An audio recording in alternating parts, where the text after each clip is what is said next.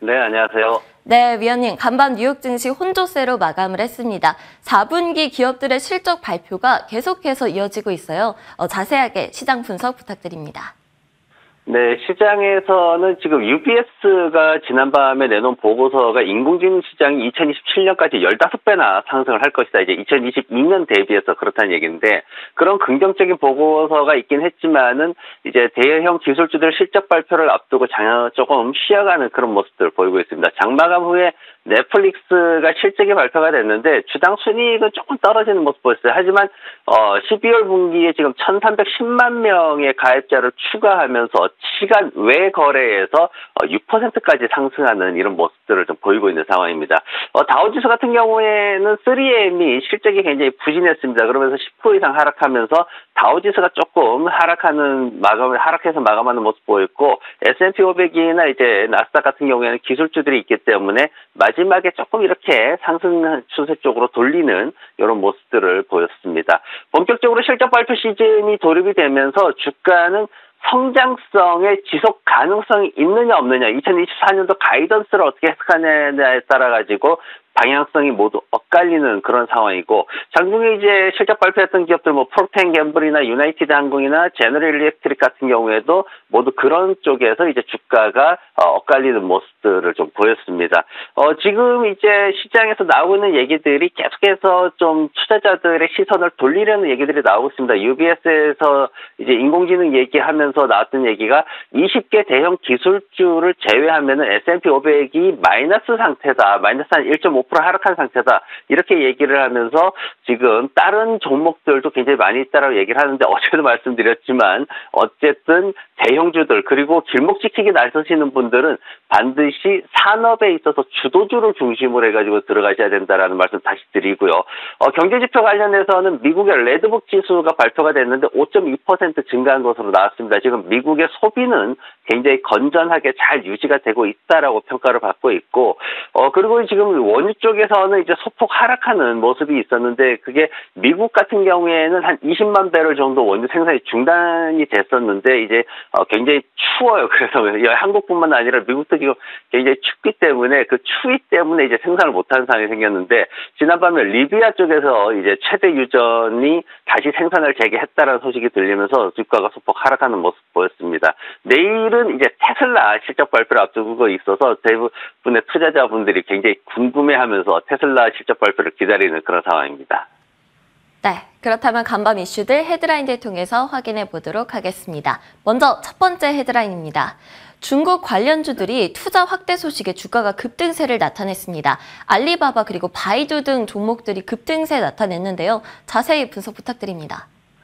네, 중국에서 정말 약속이라도 한 것처럼 정부와 기업가들이 다들 나서가지고 주식을 사겠다라는 얘기를 했습니다. 마윈이 나서가지고 이제 알리바바 자사주 매입을 하는 쪽으로 그렇게 또 얘기를 했죠. 그러면서 이미 5천만 달러 정도 매입했다. 그리고 이제 마윈 친구로 알려진 조 차이 총통 같은 경우에도 한 1억 5천만 달러 정도 매입을 한다. 이런 얘기를 했습니다. 그리고 정부에서도 지금 약 한 2조 위안, 한 2,780억 달러 정도가 되는데, 이 금액을 주식을 사는데 우리가 투자를 하겠다. 그러면서 주식시장이 글로벌 시장에서 너무 저평가돼 있다. 그래서 이제 중국 주식을 갖다 다시 부흥시키겠다라는 얘기들을 했습니다. 그래서 정부도 그렇고 지금 마윈뿐만 아니라 다른 기업가들도 지금 주식 사겠다라고 지금 나서고 있거든요. 마치 정부 정책에 맞춰서 기업가들이 보조를 서로 맞추고 있는 그런 모습들을 보이고 있는데, 거기에다 또 중국 게임 규제 당국 같은 경우에는 이제 그동안 게임 산업 그 사이트에 딱 명시돼 있던 그 규제 조건들이 있었습니다. 그런데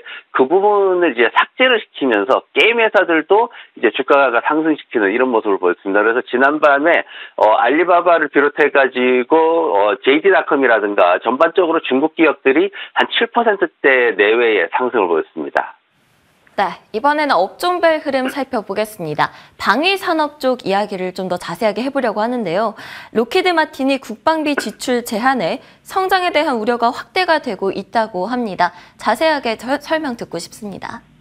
네, 지금 지난밤에 이제 필수 소비재나 통신 서비스 업종 쪽이 좀 강세를 보였습니다. 근데 이제 이번에 제가 가져온 게 이제 로키드 마틴을 좀 봐야 되는데, 전쟁이 이제 지속되면서 로키드 마틴에 대해서 굉장히 크게 기대치를 가지셨던 분들이 왜 주가가 가지 못하나, 올라가지 못하나 이런 생각들을 많이 하셨을 텐데, 방위 산업 자체가 지난 1년 동안 6%밖에는 상승을 못했습니다. 올해 들어서는 오히려 마이너스 3% 하락하는 그런 모습을 보였는데, 로키드 마틴 같은 경우에 지금 분기 순이익이 주당 7달러 90센트가 나왔어요. 예상치도 넘어섰고 지난 그 1년 전의 데이터도 넘어서는 굉장히 좋은 모습을 보였습니다. 그리고 매출 같은 경우에는 거의 189억 달러 정도 이렇게 나오는 상황인데, 근데 매출이 사실 지난해 전년 동기 대비보다는 조금 하락하는 모습을 보였습니다. 그래도 이제 올해 전체적으로 봤을 때 매출이 한 700억 달러까지도 늘어날 수 있을 것이다라고 보고 있고,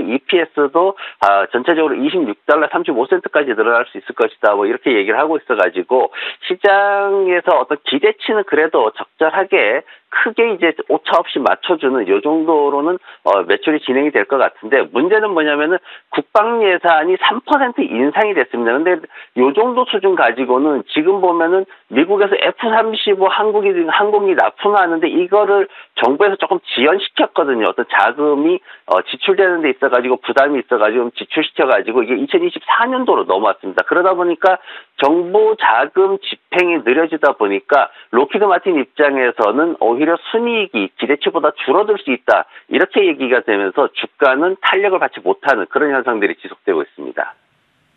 네, 다음 소식입니다. 버라이전이 강한 실적 발표에 주가가 상승세를 나타냈습니다. 실적 어떻게 나왔나요?